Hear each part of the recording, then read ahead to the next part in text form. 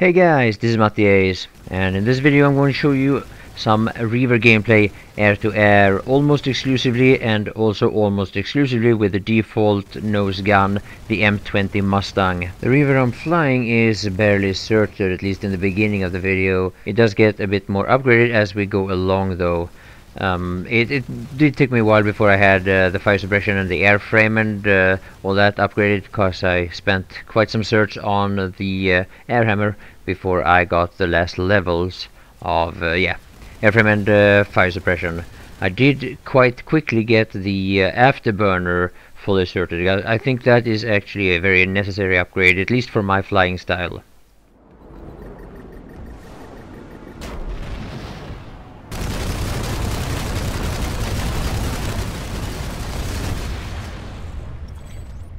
So now, since the weapon I'm using is the default gun, I just want to quickly mention that in almost all situations in Planetside 2, whether you are using a vehicle or whether you play any of the infantry classes, the default gun is a really good gun. It's a really good all-round gun, and I don't think you should rush to replace it unless you know for certainty that you want another gun for any specific reason. Now, the thing about the default guns is that normally they are the versatile option out of everything you have to choose from, and that goes especially for the infantry class. It used to be the case with like the heat cannons of the tanks, but now they have been nerfed recently, and I haven't really tried them since then, so I can't really tell. However, with the ESFs, even though there's a lot of us pilots who use the default gun as our main nose gun, this is a weapon that does require quite a lot of experience in order for it to be useful and effective. The main role with the default nose gun of any of the three ESFs is for air-to-air combat. Now, any experienced pilot will be able to kill infantry with it, and it will also be useful in air-to-ground versus vehicles.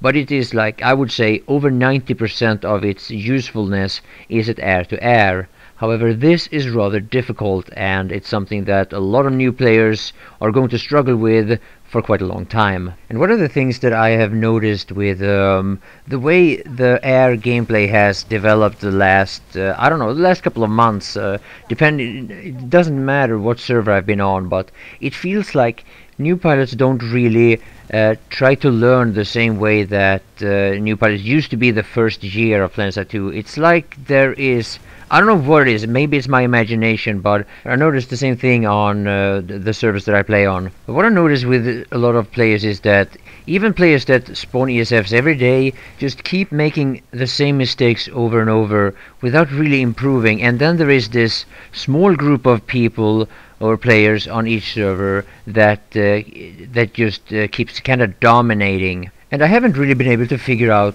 why this is, why there are so many people that just keeps flying, if I should say so, wrong, or at least with a lack of progress. Is there some misleading tutorials out there that I've missed? Something that is teaching people to fly in a way that isn't all that effective? Or is it maybe the lack of new tutorials for newer players? That might actually be the case, because there used to be a number of experienced pilots that regularly made tutorials for newer players, and lately maybe that has been lacking. I mean, you gotta help me out here, guys, because maybe it's time for me to make a new beginners ESF beginners tutorial. I mean, yeah, let me know if that is something that you would like to see. And what I was noticing also was, of course, in the air-to-air gameplay. So now, some of you guys might be wondering, how is it that you are swimming in certs, Matti? Well, it's because of these things. The rocket pods. Look at me, huh? Killing an entire infantry battle rank 2 with only 12 rockets. I actually do like the NC rocket pods. These are called the breaker rockets.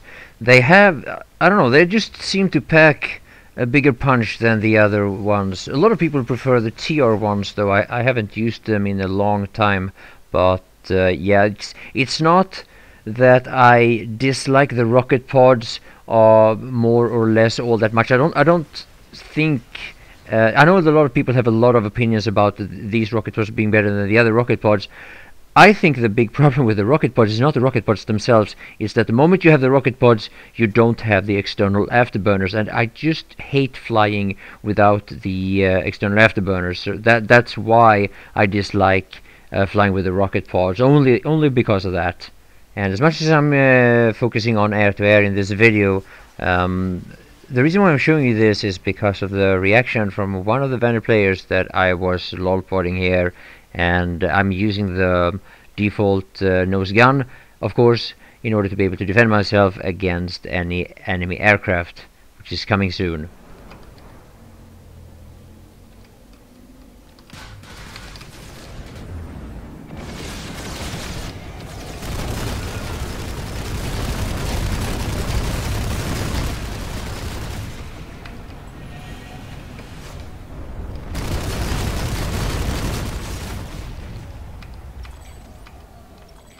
Yeah, what you saw there in that example was close to what used to be the standard loadout for me, only most pilots was using any of the rotaries or the hailstorm rather than the default gun back in the days. But it has been nerfed, and now with the lack of ammo capacity, most of us prefer the default gun.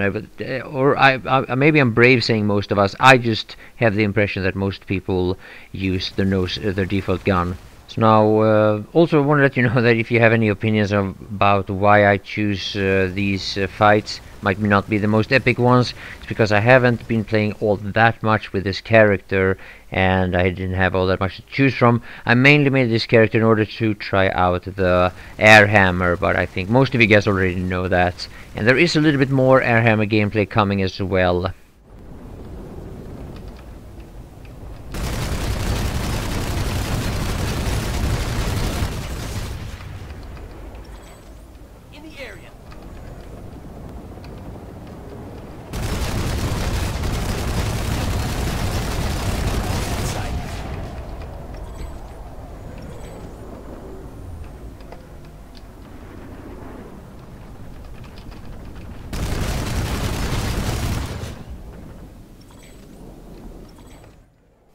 Now, with the three Empire-specific fighters, that's what ESF stands for, you have a couple of different traits for each ESF, and the thing that speaks for the Reaver, the strengths of the Reaver, is that it does have a little bit more damage output with its weapons, and it also has a stronger afterburner and stronger vertical thrust. And if you want to be a successful Reaver pilot, you need to be able to take advantage of this, because you got to keep in mind that the other two ESFs, they do have advantages as well, and experienced pilots of the other two factions that you're going to meet, they are going to know how to take advantage of their ESFs. Now, unlike what you see me doing, no matter what ESF I'm in, there are a lot of Reaver pilots who prefer to rush their opponents, and it's quite a popular flying style. It's become an even more popular flying style after the changes to the afterburners, that they kind of favor flying forward in a way they didn't before, compared to the reverse maneuver type flying, or being in hover mode using the afterburners that way.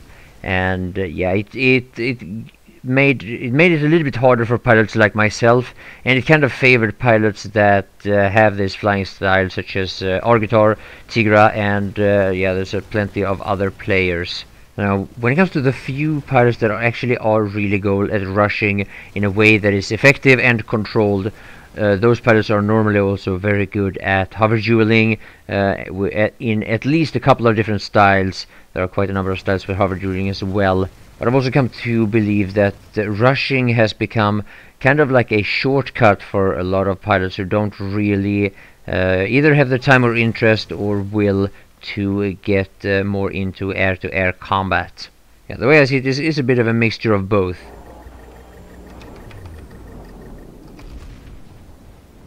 You notice there how I've been flying with the fire suppression throughout the whole video. I don't even have the flares upgraded. And when you do, it is very good to learn how to take advantage of the environment and try to break line of sight of the heavy assault that fire that lock-on missile, and in some cases you will be able to dodge it.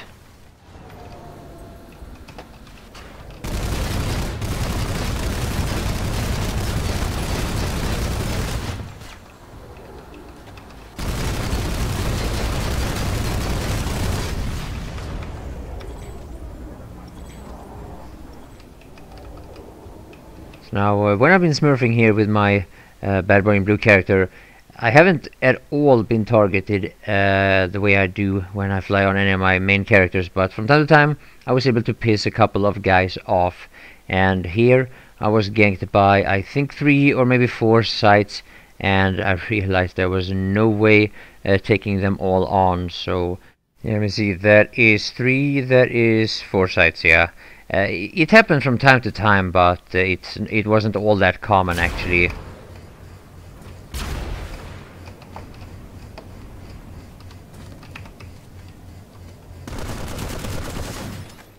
Now, as a new pilot, you want to try to be careful with Liberators as well. Liberators are extremely dangerous for an ESF pilot, and yeah, I don't fight them all that much anymore. I think it's actually quite boring. It takes a lot of time to kill them. It's very risky. If they have the Dalton, they will be able to one-shot you, and if you put all your dodging into avoiding the Liberator, then you will be vulnerable to anything else. However, if you try to dodge anything else, you will be very vulnerable towards any experienced Liberator crew. And the moment you're out of afterburners, yeah, that's when you become a quite easy target. Now, a lot of players experience the Reaver's nose guns to be the hardest to lead with and shoot at the range with. Here's a little bit of range shooting. Enemy sight spotted.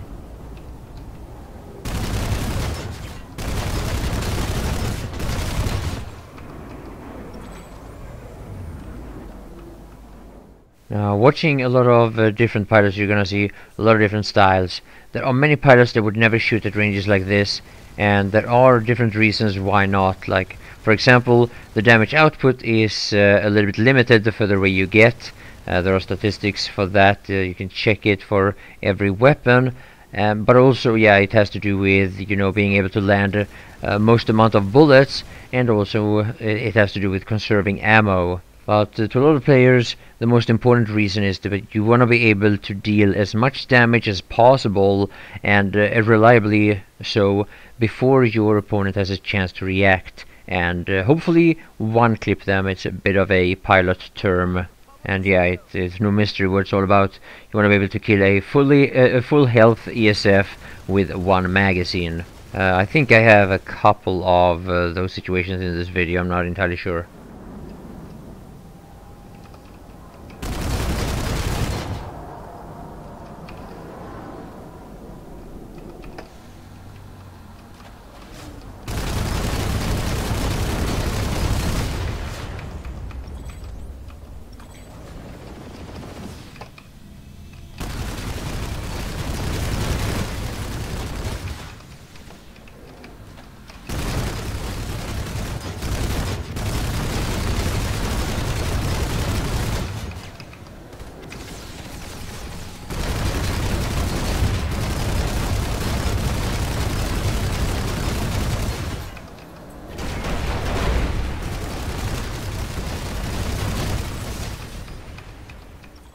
So yeah, there's about a minute and a half left of this video. I hope you enjoyed it. I'll say thank you all for watching, and bye for now.